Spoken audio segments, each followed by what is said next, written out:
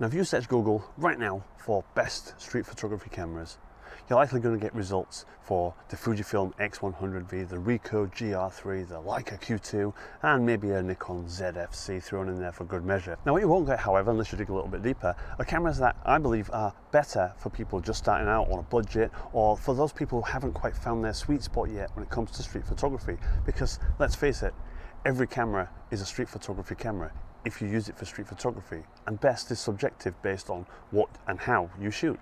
Now I get it, certain cameras are marketed as street photography cameras because they're small, compact, pocketable in many cases, come with a nice lens, have good autofocus.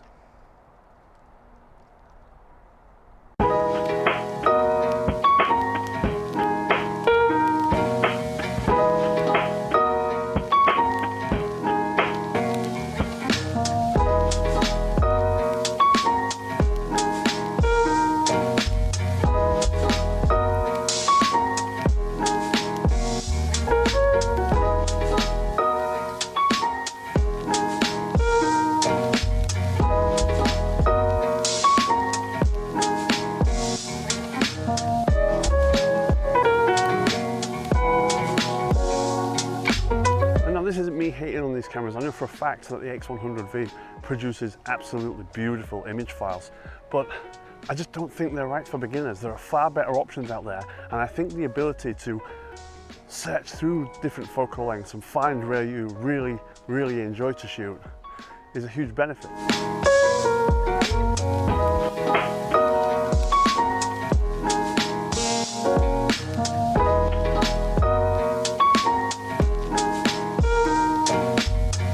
So today, using the A6000, I've got the Carl Zeiss Gen Tessar 50mm f2.8. I'm meeting up with Mike. We're going to have a wander around. I'm going to switch to chest mount POV style for a little bit, and then I'll talk about some more options that I think are better than what you're going to be finding by searching on Google.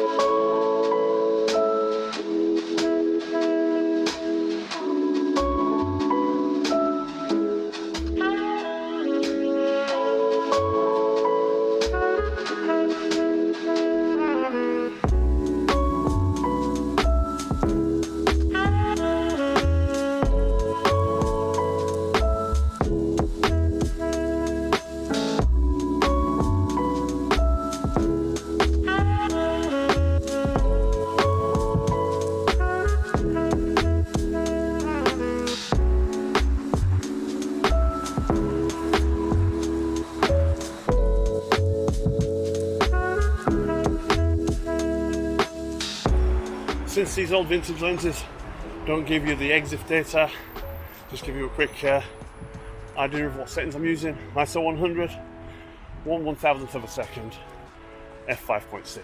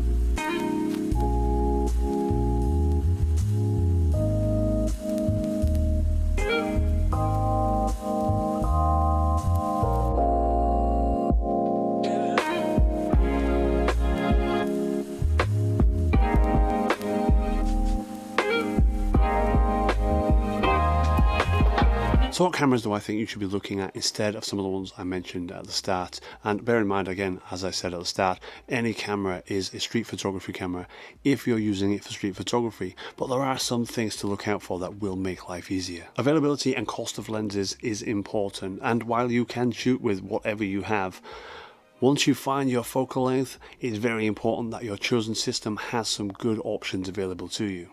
Size and weight is another important factor because you're going to be carrying that thing around all day long and you're going to be way less discreet.